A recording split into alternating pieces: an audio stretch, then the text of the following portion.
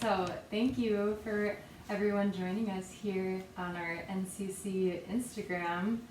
My name is Alicia Hill. I am our Community Engagement Manager. And today we are here for our looking and learning at Jeff Oestreich's house. And we have, of course, Jeff himself, and we have Peter Jadoonath. Yeah. And they are going to be sharing items that have inspired them as artists and kind of just having a natural conversation about these pieces that have inspired them and their work throughout their lives, whether that be some pottery or some jewelry or woodworking. They're gonna be able to take it away and take you down the world of their own. I hope you all enjoy, and thank you guys for having this conversation today. Thank you. All right. Casey Beck joined and says hello. Hi, Casey. Hi, Casey. All right, so feel free to grab, one of you start and grab one of your pieces and give us a talk about it. And if you want me to bring the camera over for like a closer look at something, I can also do that. Okay. Just let me know. Okay. Well, first of all, I have to say, I agreed to this only if it could be done in my home.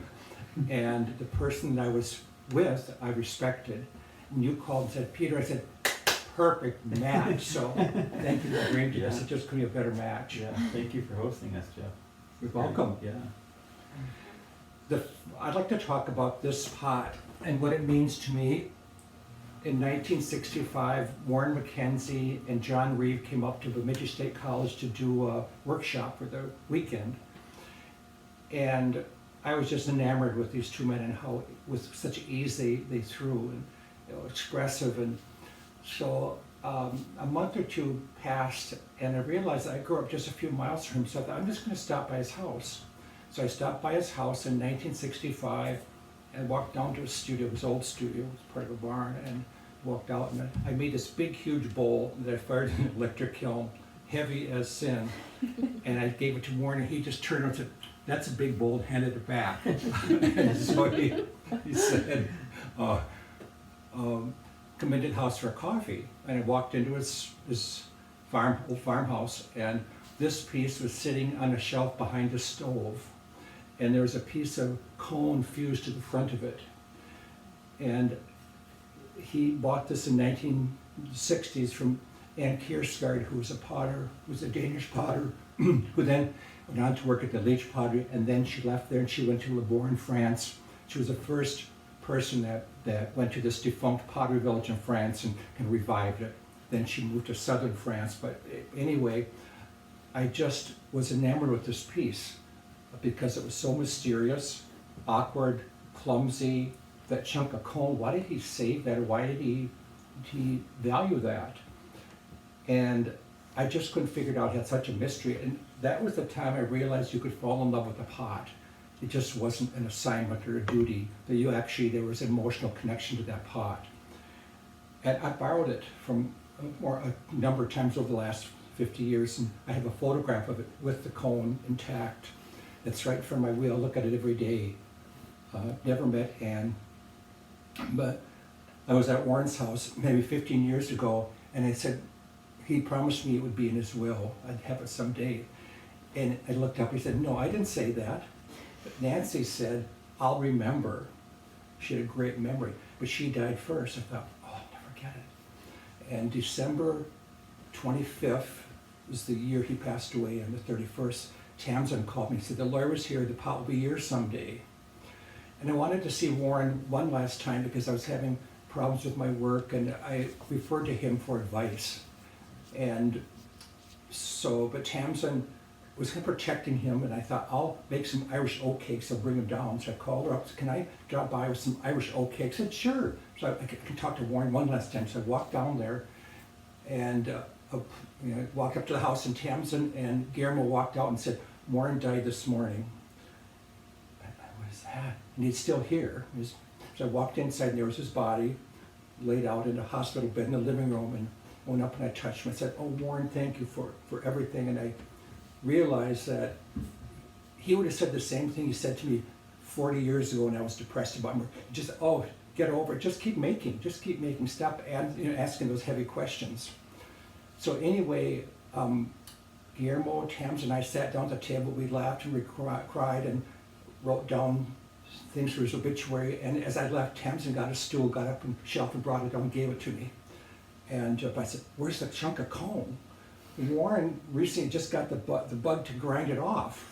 And I said, "What the hell?" Because when I talked about this picture to my friends who've been in that house, and they, "Oh, I know that piece of the chunk of cone." I said, "It's not on it anymore." But I have a photograph of this with the cone, and I'm going to go through my bucket of fired cones and I'll glue it back on. But this is the piece represented to me, is that connection, that love of pots, and that emotional connection. Aww. That's wonderful. That's great. Jeff and I have a unique connection to Bemidji State University, where we both attended at different times. And the first thing I brought was a book by a painting professor from Bemidji State. His name is Marley Call. And Marley passed away a few years ago. When I was at Bemidji State, I was there at the end of his term there as university professor, and he was an egg temper artist, very accomplished, beautiful painter. Paintings that didn't, exist much bigger than this book, And an egg temper painting is done with fine small brushes and egg and color, pigment, and they're just layers and layers of deep imagery, personal imagery. It had a lot to do with his upbringing. The camera won't do the justice of seeing these images, but very personal, beautiful work. And as far as, when I went to Bemidji State, I got into pottery and painting and didn't know where that was going to lead for myself, but you look at it there. And Marley was an inspiration because I remember one time in the painting studio, he said, "Where do you want to be in 10 years?" And I was 22 years old, or I don't know. And I'm like, I don't know. I just want to have a studio so I can make pots and paint. And he said, "You'll have that." And his definitive statement saying you'll have that just made me think that I could have that, even though I had no idea what that meant. And one story, as far as, he wasn't into clay as much as far as making pots and things like that, but I had this wild idea that I needed to make $100. I thought if I make, a bunch of cups and sell them for $5 to all the professors, I was just, I would walk to all the teachers' offices in each building. And so I made these cool cups which were thrown, and then I cut it, made these horizontal lines on them, and then I split them on each side and then reattached them so they had this folded quality to them. And then I walked around to all the teacher offices and sold them for $5, and came back to the art studio, sold him one. I made like $150. I was sitting high, and I'm in the painting studio, and all of a sudden I can hear someone saying, "Where's Peter? Where's Peter?" And I come out, and there's Marley standing in the hallway with this coffee just pouring out of one of the seams. And I had just sold like 20 or 30 of these cups all over the campus. And nobody ever said anything, but Marley, even though I had him as an art professor for a short time, he made a lasting impression on myself. It's interesting because when that person early on in your life that had set you free to do that, and it was Warren McKenzie. And I remember when I walked into his house the first time, there was the maple floors that kind of were like this, and all these old antique things. And I grew up in a house where there was lino and carpet and new modern furniture. So I thought, oh my gosh, I just thought it was an incredibly interesting life. And I just knew right then that this is the life I want. And it wasn't until recently I realized that I have a house that's at the end of a dead end like his was, and I painted the house kind of the same color, and I had a dry sink, and I had 3 pie safes as he did. I just was kind of copying his life, just wanting that kind of a life. Mm-hmm. Yeah, that's beautiful. Well, I did, Marley and his wife stopped for lunch here about maybe 8 years ago. Oh, really? Um, Yeah, Sandy? Right, Yeah, and I just learned he just passed away. yeah. But he wasn't a teacher, Mike, because I was there before when I was a Okay. different instructor there. But I think if he would have been my instructor, I would have had a different experience with painting. Yeah. I look at a brush and think, oh God, no. But He what- always- what great work. Something he said that always stuck with me is, is the way you should paint is the way you sign your name. And that's like the natural way your hand moves, and you should be instinctual to that and not fight that. But he had an exhibition in Minneapolis, I think it was at Open Book, and he had a book signing, and then he passed it. This was a few years before COVID. Can I borrow this? Yeah, yes. I need Oh, some even better. inspiration. Okay, Yeah. thank you. Yeah. One of the persons that I grew up idolizing, making pots with, is someone that is impactful to me as a potter in Two Harbors. Him and his wife, Dick and Debbie Cooter. And I was part of and you came to visit a couple times, and they had their fall sale. I remember you coming by and seeing all Debbie's weavings, but they were really impactful to me. And these bowls here aren't Dick's, but I made them at a time when I was searching for inspiration through Dick's work, and I have not been very good at keeping my own work. I should wish I would have kept a lot of older work, but fortunately I've kept this set of 6 bowls, and I don't use them. But the funny thing was when I made those, I was firing an electric kiln, the Cone 8, and I was embarrassed by it because I thought I was supposed to be firing the Cone 10 in a gas kiln. And Dick, I remember I was at the Uptown Art Fair, and he came and he was like so into the pots. He's like, "You fired these in an electric kiln?" I'm like, "Yeah, by accident. I don't really know what I'm doing. I'm just putting it in an electric kiln." And then 15 years pass, and he's trying to figure out some new ideas for his work, and now he uses that glaze. Yeah, in his electric kiln. I don't use it anymore, but yeah. So that's my connection to Dick. What's interesting, you mentioned electric firing and gas firing, but when I started at Bemidji State, it was all electric firing. There was an Alpine electric kiln, which we bisked in, and then we did our high fire cone 9 or 10 in, and we had pre-mixed glazes from Minnesota clay. Just add water and stir it up, and we didn't mix our own clay, we just bought it in a box. But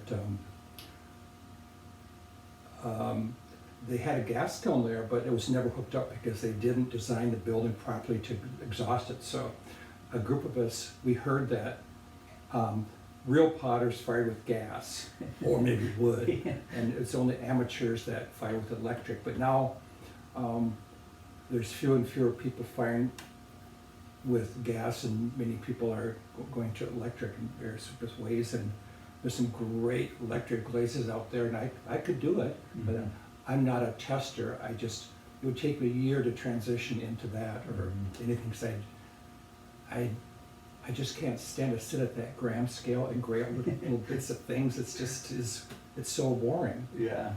But so what we did to get this hooked up, we made ashtrays. Everyone smoked back then, so we made ashtrays and went upstairs to the offices and gave out, and went to the dean, and we just gave them out. And then we all walked into the dean's office. We want that gas kiln hooked up. I said, okay. So I remember they came to move it, and they used a front-end loader with a bucket on it, and they dropped it, the kiln, in the hallway, and it kind of rolled over. And then they had to get someone from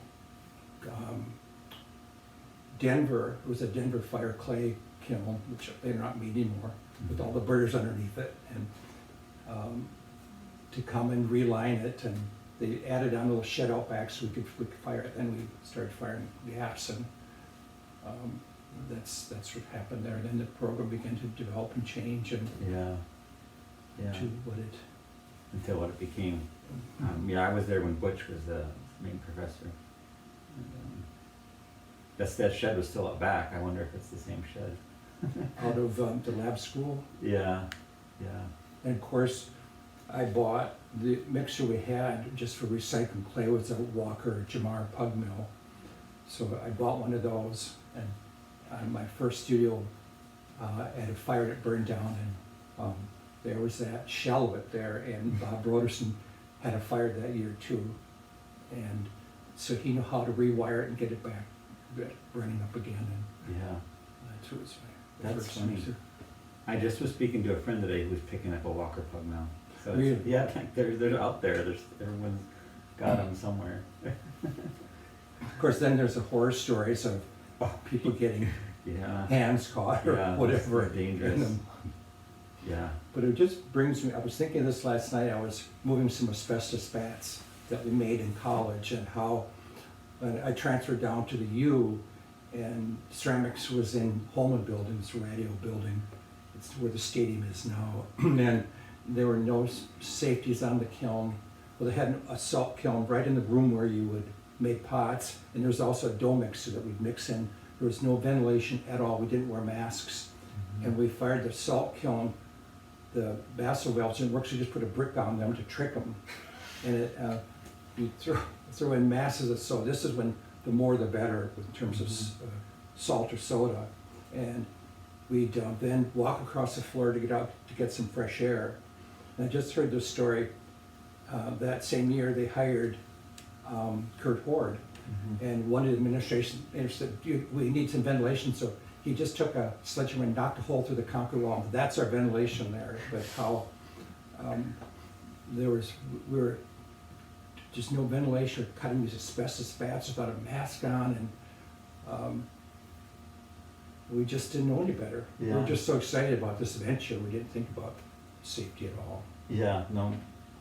And maybe that's it too, is that you get so excited about the material and the process, you forget that there's these other aspects of safety involved. I know Butch had mentioned a story about when Glenn Nelson retired at UMD, and they had a huge retirement, you know. There's a photo of it, and Butch is in it, Lila Denike's in the photo, and they, you know, I think Warren came to the party, and then, you know, that whole cadre of potters at the time, the superstar potters, and they ran out of plates for the barbecue, so they just used the buckets of the glazed bucket lids. Oh, great. And so, like that, and that's just what they, you know, good or bad, that's just how they operated back then. Didn't know any better, didn't care, I guess. No, I they don't know. cared. Just that- Yeah. And now we do Yeah. care about that. What's this jug here with the face on it there? Well, this is the second piece that I'd like to talk about. When I was apprenticing in England, I of course had the book we were required to own at Bemidji State was the Potter's book. It was only one of 3 books out on ceramics. It was Glenn Nelson's book, the Potter's book by Leach, and Daniel Rhodes' book on clay and glazes. And I think they had the Sensit book of ceramics. And there's a stack of musty old ceramics monthlies. That was our source. That was very small. We just copied other people, looked in the magazine, and bingo, there we go. But I remember in Leach's book there was an old German Bellarmine, similar to this one, and I just fell in love with it. I thought someday I want to own one. And when I was working at the Leach Pottery, this was in 69 through 71, I was paid $15 a week, and you could just get by because rent was $5 a week for the rent, food was $5, another $5 went to the pub. There's National Health, so that was free, and we just wore the same radio clothes. We just didn't have cars, and so you could just squeak by. But we'd get every quarter, if there was a profit, Janet would give us a bonus check, and I got a bonus check for 30 pounds, and I could buy the town. That was a lot of money for me. I walked down the hill to have lunch in my flat, and I walked by this antique store next to mine, and there was one in the window. I thought, oh my gosh, they were very hard to find then. And I walked in, how much is it? It's 30 pounds. I said, I just have 30 pounds I got today, but I can't spend it on it. So I had lunch, and then I went back and I bought it. And it's the pot that got me going on my love of other old pieces throughout history. And I have a sizable collection of old Staffordshire and Seto plates and Japanese and sewn. I'm just in love with old pots. And so this is the first antique piece I bought. And I own another small one I bought in, but now they're so easy to find on the internet with auctions. And in England, apparently this is 17th century, they were buried under people's front steps as good luck. They were also used as a ballast in ships that went to Australia that settled. And so when I went to Australia, I couldn't find any there. But then I was in England like 25 years ago, and there was an exhibition of them, and I bought a small one, then bought another one recently, but I resold that. But there's one on the internet now for sale. I'm thinking, oh, maybe I should get that. They're not expensive now, and they're easy to find, but of course, the more you see them, the more you want. You just wait for that one that just sings, and I don't care how much I have to have it, and you buy it, but this is the first old piece I bought. It's got scars from its neighboring. They would just fire them hilt just up, and they didn't have shelves. They just stacked them all up, and so there'd be, scars here and there, but they were just a utilitarian piece for wine or beer or something. But I'm just in love with the casualness, and of course it's got the salt glaze. That's what probably got me going on my first salt kiln, then switching to soda, was this effect, this random effect that was kind of out of your control. Is that face like impressed, or is it like It's a sprig. it's a sprig? Okay, that's And what it looks applied. And some of them have the numbers of their capacity, and some are quite ornate. Mhm. This is a very simple one.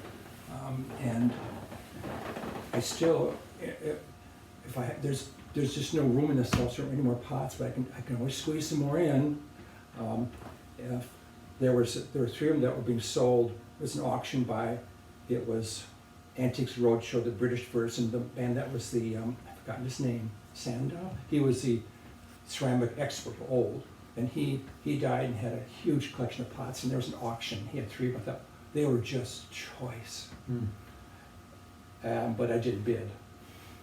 But every night I look at salesroom.com, and they send me alerts for the Bellarmines and the things I'm looking for. So it's just like candy out there.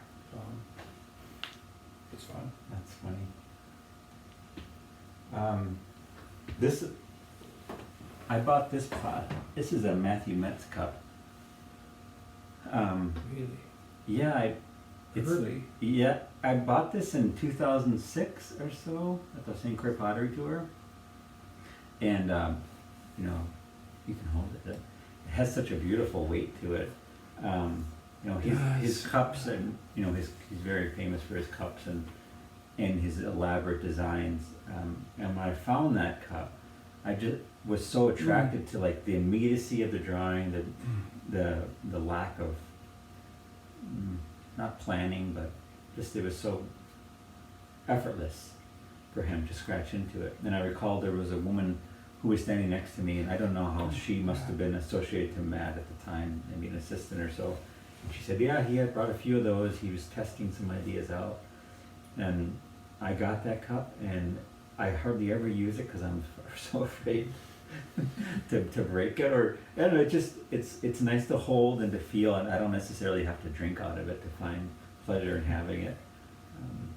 But that was part of my upbringing and education to making pots, was the pottery tour. Going on that and picking up hundreds of pots, looking at the bottoms, feeling their weight, questioning why somebody would do something or how I could do something. And that cup, I brought that cup home and then went on to make a couple hundred of them, my version of them, till I realized they could never be mine. But it was about taking on a skill and trying to adapt to what he was doing. I was reading in the papers of when Leach came to America in the early 50s. He was at Mills College, and one of the students here recorded every word for that week long, and it's 70 pages of notes, and I read through them the other night. And Bernard said that it's okay to take something from history or copy this or that or someone else, but just bring something new to it. Mm-hmm. And I remember that that same, when Ginny Wirt was going to work with Chinos, this is back in the very early 70s, and Warren said, well, if you do work on Chinos, she was one of the first ones who began to play with Chinos, well, why don't you reinvent it? And so she just was working with it and put in some soda ash and created the glaze that would trap the carbon, and then it just kind of took off, the whole movement. But I was just thinking about this cup, how we see something, as when I first saw this Ann Kjaersgaard picture, I tried to copy it and it just was a dismal failure. And I realized I didn't know what her influence was. She was inspired by English medieval pottery. That's what she was looking at. And also being in Libourne, France, had an influence. And I have a book, which I loaned to Nick, I need to get that back. It's about French folk pots. And you can just see what Anne was looking at when she was there working. You just see that influence. But how I couldn't just get this because I didn't know the source, and I didn't live in her shoes. I didn't have her feeling, and she would get up in the morning, she'd drink 2 pots of French coffee and smoke a whole pack of Gauloises and go out in the street and just set that place on fire. But I couldn't do that. So, it just brings me to think of how often a student will say, I want to be more relaxed in my throwing. And I said, you just can't plug it in, make it happen. It's got to be who you are. It may happen over the years. It may not happen. That's just not how you think and throw and respond to material. Yeah. Yeah, I definitely found myself in those positions over time, and like you said, at some point it's just the sum of your life that you finally are able to like speak in your own voice rather than trying to speak in someone else's voice, and you never lived their life. You were never in their shoes. To be inspired or have ideas that are like theirs. But there's, when Warren died, we were sitting around the table and I said, Tamsin, don't take this the wrong way, but with Warren's death, no, I feel this lightness. I don't have to please anyone, because my training with Wesley James and my training then with Warren McKenzie and then Bill Marshall, that how all these people, they're dead now. Bernard's dead, so I don't have to please anyone. And it took me 50 years to get to that point. But then I picked up on a couple other people that I just can hardly stand to be around, because I admire their work so much that. But that's just me I do this in other areas of my life too. I have a big chunk of insecurity in me and all of that, and how I can do that. I can just substitute someone else and get all wigged out about it. And Warren would say the same thing, Jeff, get over it, just stop asking yourself these difficult questions. And I dig out Art and Fear and read a chapter about that. But I did go, this winter I went through a 5-month period when I didn't go out to the studio. But, wow, what's this about? I just didn't want to go out there. And there were things going on in my personal life and health-wise, and I'm out there now, just setting that place on fire and back in love and trying some kind of strange, odd things. But that too, Warren would just say, just stop trying to analyze it and question, just keep making. Yeah. That was his solution. I have a lot of those different types of insecurities too, about all of it and overthinking it. And I probably for a lot of people too, during COVID I had one of those moments where I thought, maybe I'm not making pots anymore. Maybe this is just, maybe everything's done, and when it all started, and everything was so unknown. And at the time I thought to myself, well, if I have to be done making pots, I'm actually really disappointed. Because I was still like so worried about pleasing this other entity or other people, rather than myself. And I use that as kind of a catalyst to just stop caring about my perceived success. Just make things. even though I battle that every day still anyway. It's not as easy just saying it and doing it. It's hard making work. It is, it's work. Mm-hmm. And I just feel that you're standing naked in front of the mirror Mm-hmm. and the public thinking, oh boy. But I remember when Malcolm Davis died, I talked to his wife Judy, and she said that Malcolm was always looking for the perfect pot. And for me, I'm not looking for the perfect pot because it exists just for us, maybe a day or two, maybe a month, and then things begin to change as I change in other influences. And I have to accept that part, but that my issues will be there indefinitely. Just the way that's how I'm built. I just can't be carefree about it. But I do on occasion see a piece I made 40, 50 years ago that had vigorous throwing marks and just had this excitement in the throwing. But my work is not. There's an Art Deco influence and this, and start to clean up the surface. But Lynn said, you could throw like that if you really wanted to. Again, said, but that's not my path. I have to keep going forward. And I tried I did a lot of work when I came back from England with doing Hamada kind of brushwork. And I tried some brushwork the other day. I dug out this brush, it was just shit.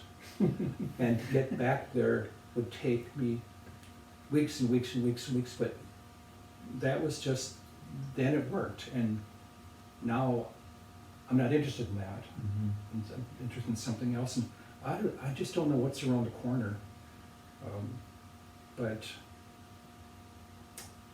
it's Just keep asking questions. Don't look too hard for the answers, I guess.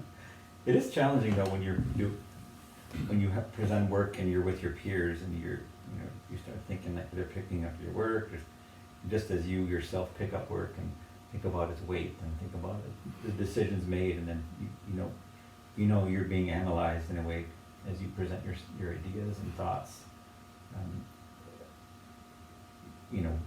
Depending on how sound or thought out they are, it's intimidating. then I worry about, am I over analyzing or over refining this idea? Wait a minute here, that's just crazy. Just back up and just make a bunch of plates, just not try to. But that whole idea of one's work in your life progressing and growing, and when I think of my 4 key teachers, no one ever told me that your work has to be moving on and growing and all this. And I think, when I look at the pots we made in England versus here, I think that's just innate, inborn American phenomena that we're encouraged to progress and grow and show and reinvent, and that's American. Yeah, for sure. Trait. American idealism is always improving and improving an idea, pushing the idea, rather than settling in on something and finding perfection in repetition of it. I sometimes think too, like, I think about working in the sense of like music and musicians, you know. There's a lot of times there's musicians where you like their older work and despise their newer work, and then all of a sudden they make some new work. You realize the full circle, that they came back to something that you loved about them in the beginning, and they're revitalizing an old idea, but they're making it for themselves. I think that I've got 2 stacks of papers out in the studio. Some of it have been taken from the internet, of English silver and English glassware, and then there's sketches of old shapes I made a long time ago that I'm kind of revisiting and cutting them in half and rejoining them in odd ways. And so I've got these 2 strange things going and overlapping in an odd kind of way. But I do think that it's, for me, the biggest thing I live with is, oh my God, I have to come up with some new ideas. And, but then again, how my passion is playing classical piano, but I'm now playing church hymns. Cool. And I bought a little loom that I had when I was 5 years old with the loops on it. I'm making pot holders again. But what I'm doing is I'm buying white ones and dyeing them so I have my own color range on them. And it's like I'm going back to when I was 5 years old. There's something that's so innocent about it, and I give them away as a kind of a joke. Remember these? And when I was in England, when I turned 75, I was depressed. And I'm going to go to England and I'll work there for a month at the Leech Park. So I did. And at the opening, every night I made these pot holders. So I passed them out at the opening to presents, and no one knew what they were, the joke of it all, because they were all Brits. One person knew who they were. But I don't know if you're old enough to know those pot holders we made as kids at church camp. I'm not sure. Well, I have one I made when I was 5. I got from my parents. I thought, do they still make those loops? I'm going to make some more of those. And so I'm back making those. And it's just something I'm going kind of full circle in parts of my life now. It's not that my life is at the end, but still, it's just this. I want that innocence to my work. I'm getting it through church hymns and through making these pot holders. I don't know what that's about. I don't know. I'm just circling. You're a full creative life. That's what it sounds like to me. And the pots are part of it, not the whole thing. But it's all the pots are fed by other things too.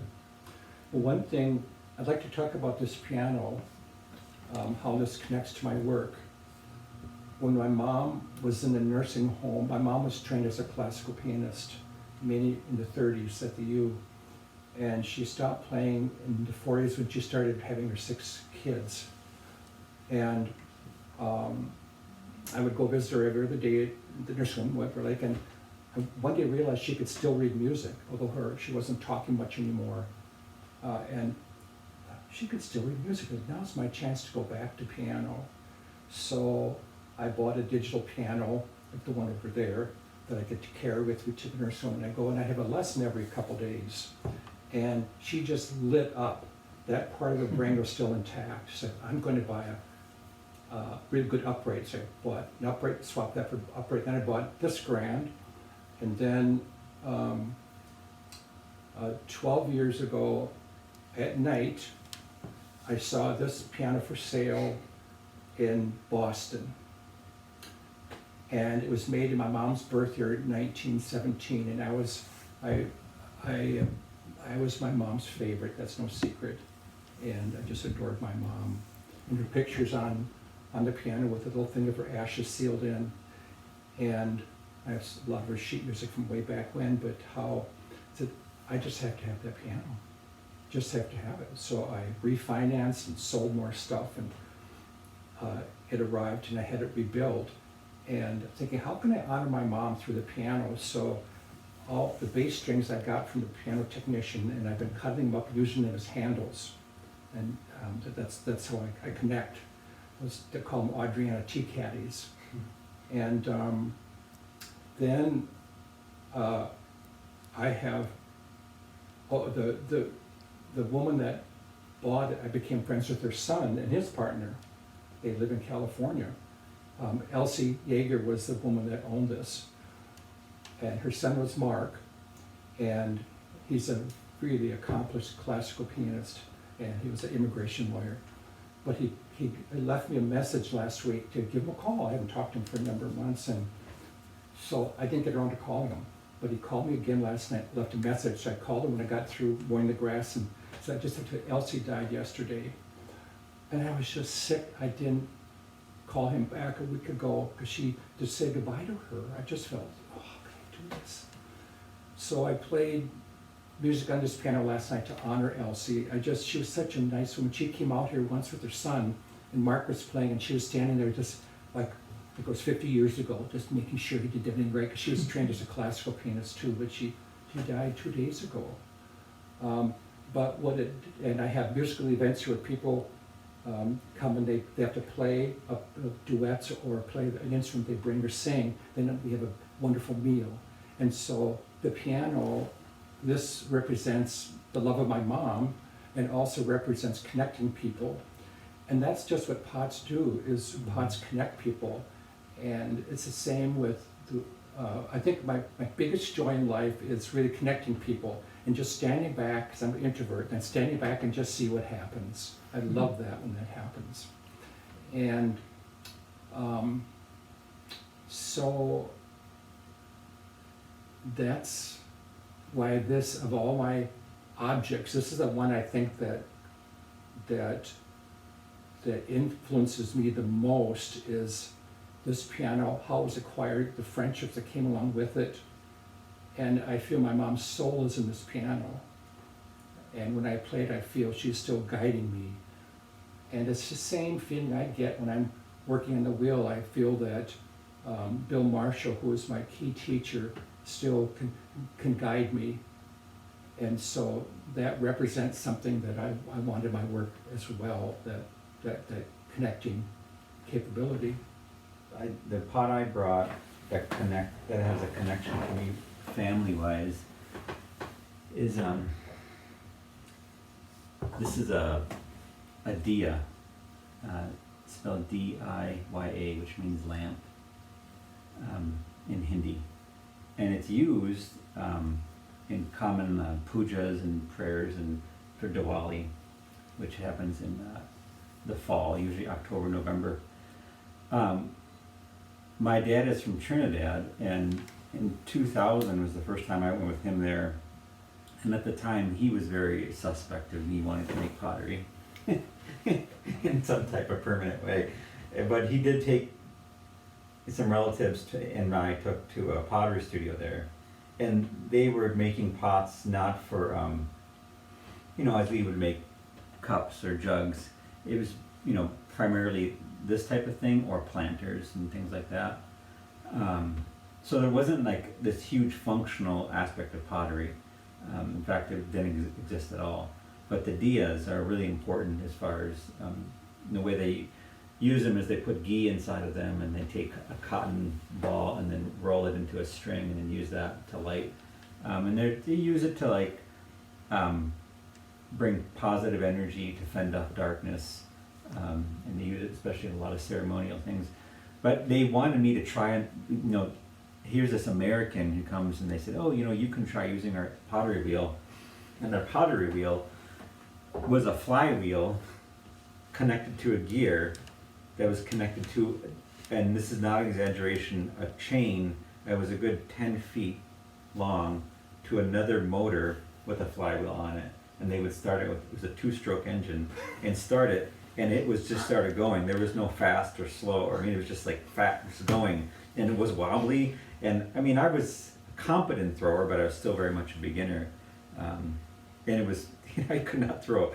They could throw these perfect pots because they were so used to it, but I couldn't throw anything that was, that was a good cylinder or anything.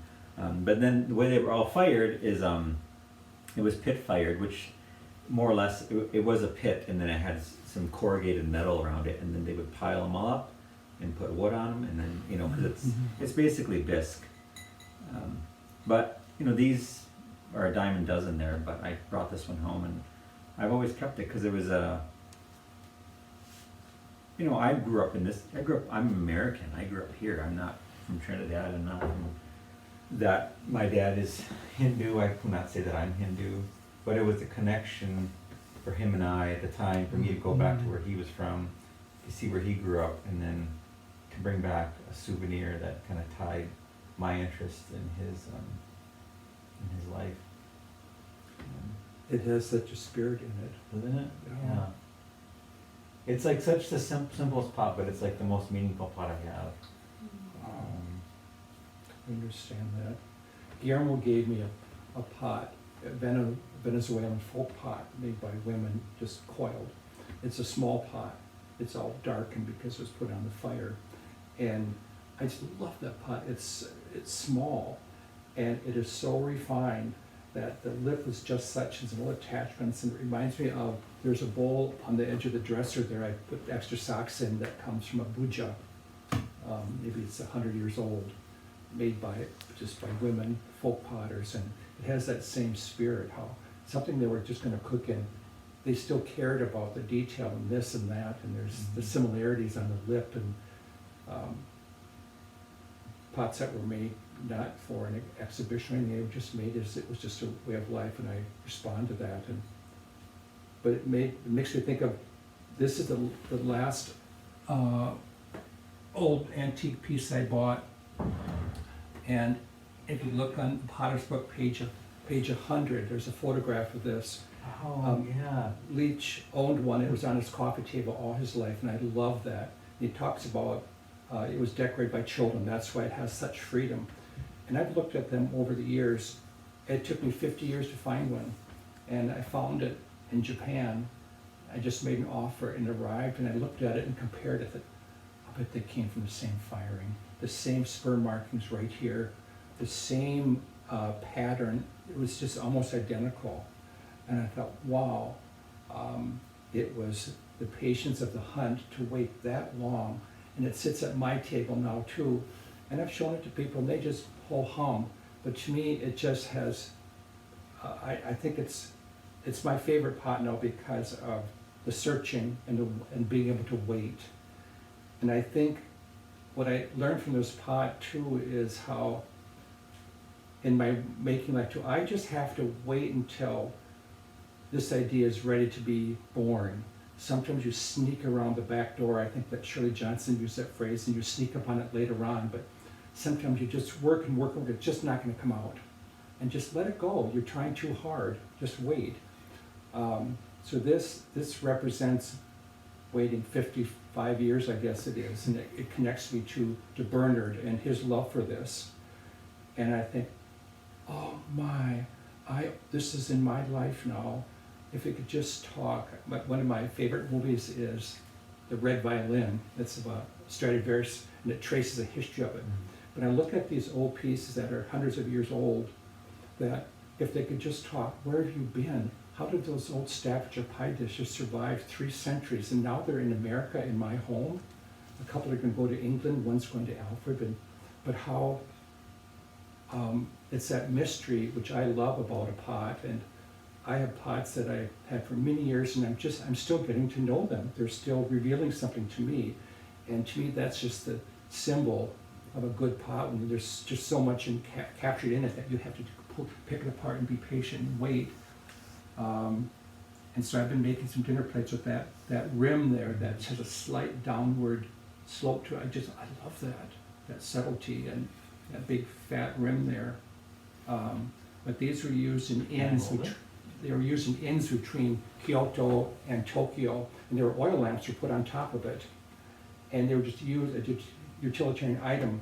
And I just found an oil lamp, Japanese, that was for this, and I didn't buy it. The timing wasn't right, but Yeah, I recognize this pot. I mean, I've seen this. And yeah. that's so funny that I'm holding it. Wow. Yeah, and what I would never have noticed by the photo is that the marks from the wadding and the grinding, but they're burnished. Yes. They're not sharp, they're soft and pleasing to touch, and that does not come through in an image.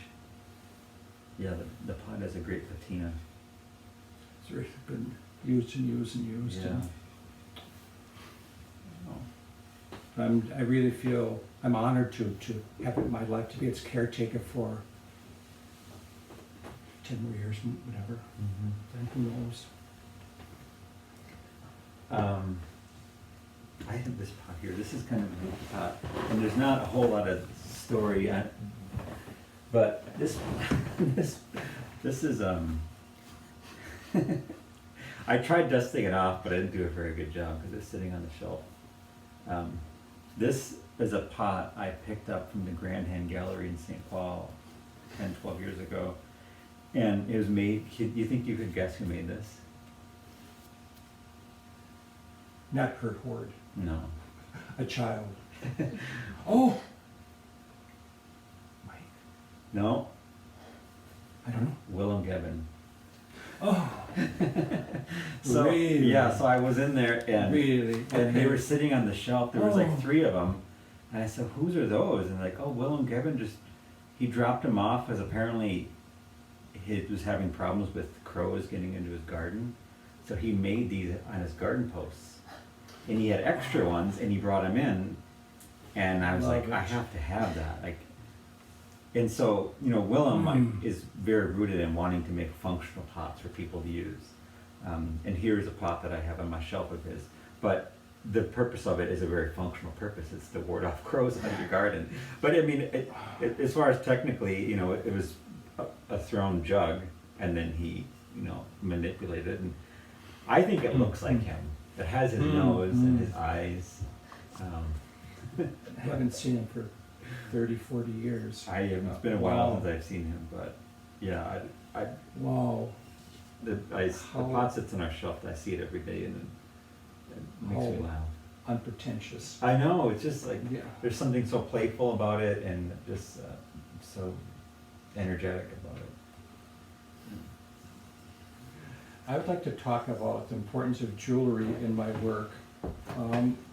Mom loved jewelry, and I was with her in 1963, I think it was, in Tasco, Mexico, and she bought some jewelry, and I loved it. She wore this bracelet all her life to the very end, and the bracelet I wanted, and it was in the will, was this one, but we couldn't find it, it was missing. And one day my sister looked into Mom's coat. She had Mom's old coat and it was in there. So she gave this to me, so I have both of them now. And I love the blinking of this. And someone walked in one day and said, of course you love them, they're Art Deco.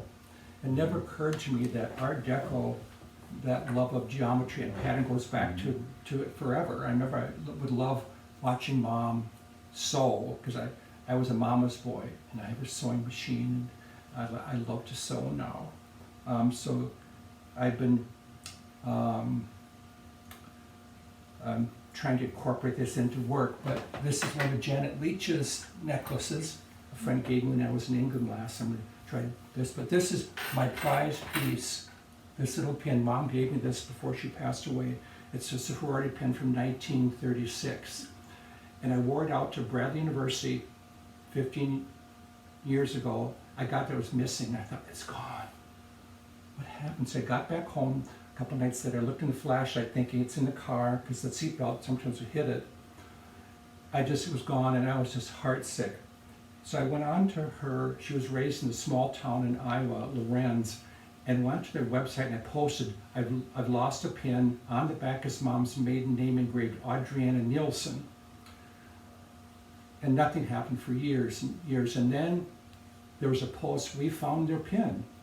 Call us. So I kept calling this number many times. They wouldn't return calls. I sent certified letters. I offered a $500 reward, nothing. I couldn't get through. I have a big stack this big of correspondence trying to get the sorority to answer back.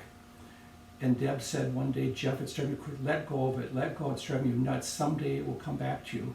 I got a call about a year ago from a pilot. He said, I found this pin on the tram in Minneapolis. I'm emptying out my desk, I'm retiring. I gave it to a friend who's an internet sleuth, and he found an article in 1940, Mom giving birth to her first son, Audriana Nielsen, Oestreich, and he tracked me down. They sent it overnight, FedEx. I drove down to Minneapolis and picked it up. I had it restored and had a safety thing put on it, but it's back in my life. I wear this with great care, but this represents hope and patience, and that too symbolizes to me kind of one of the key elements of pot set. It's going to give you hope. Although I went through this 5-month depression, didn't want to go out there. I just had to, and I was just living in intense fear that, what if I don't go back to this? What am I going to do with my life? It's me. And it came back again in spades, the love of it. And so this pin represents that. So I'm going to have this copied and have a stamp made so I can stamp all my pots next to my initials with that. Oh, I see that now. Wow. It came back. Isn't that amazing? I was thinking that this is your pot. I see this as one of your pots. I mean, like that's one of your plates. I mean, maybe not that, but I see that now. I've never seen that now. And it wasn't a subconscious thing of connecting up. It was, I've got books about Art Deco, and I've gone back to New Zealand to its Art Deco village many times. So was just in my head, and I was thinking back, oh, design, Keith Malmquist, Bemidji State, he was our best design teacher. He went off to Yale to study with Annie Albert and Joseph Albert. Oh, wow. Can you believe that? I did not know that. And so that's why he was such a great design teacher. So I called him up. I got a hold of him 10 years ago. I said, Keith, this is Jeff Oestreich. He said, I remember you. You're long retired. And I said, Keith, I had a crush on you. And he said, well, I'm that way too, but I've only told my sister about it. He never had a partner. I would have been his lover in college. She was only 10 years older. But he was such a lovely man and a really good designer and painter.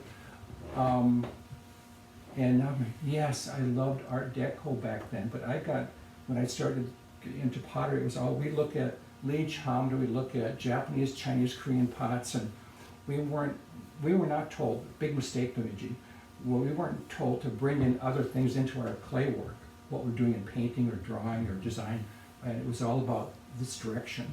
We were told what to love, and, but to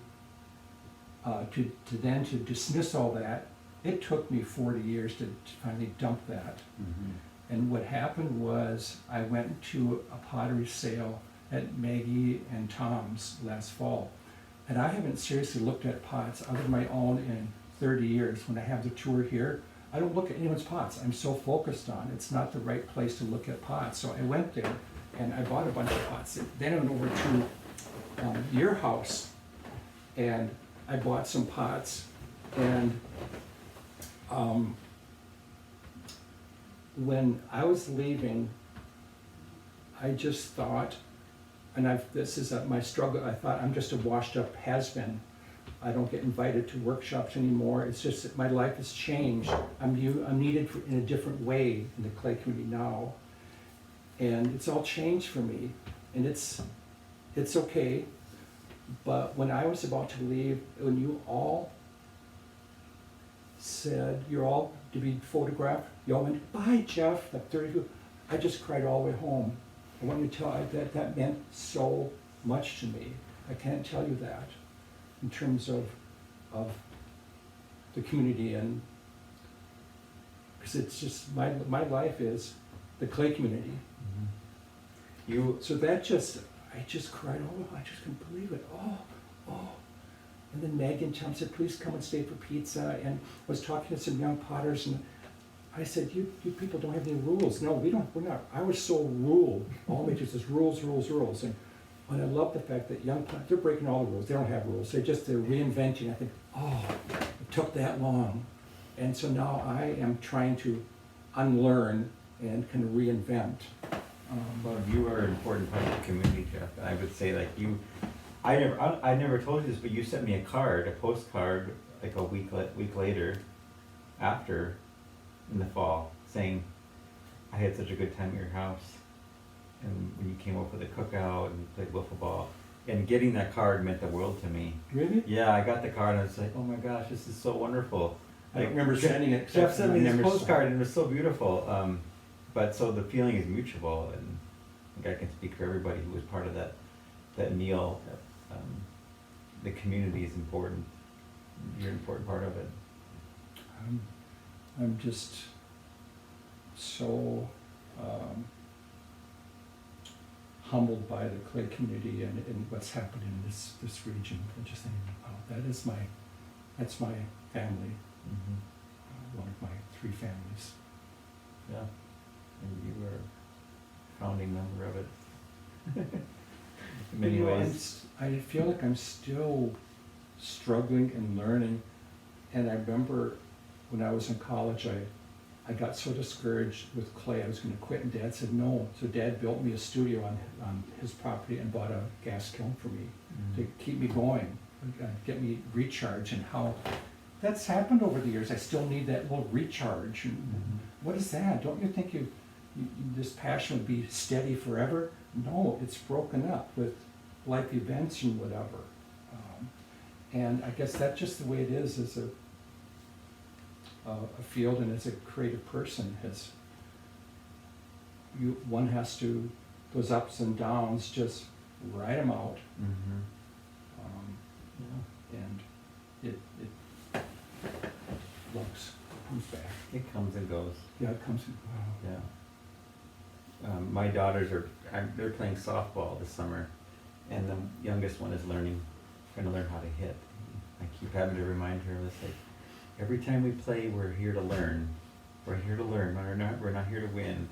And I know I'm speaking to myself when I'm telling her that too. It's not about winning everything. It's about winning and failing. It's about just learning.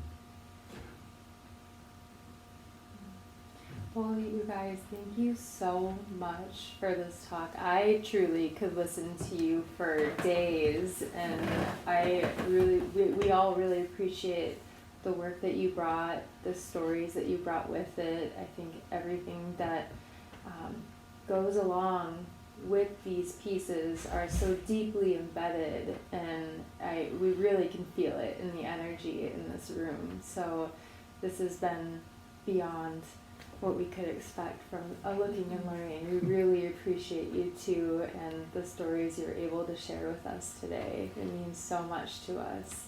And we had lots of nice comments throughout of people saying they loved hearing their stories and sending love, and they were happy to see you both. And things like that. Oh, yeah, this was great.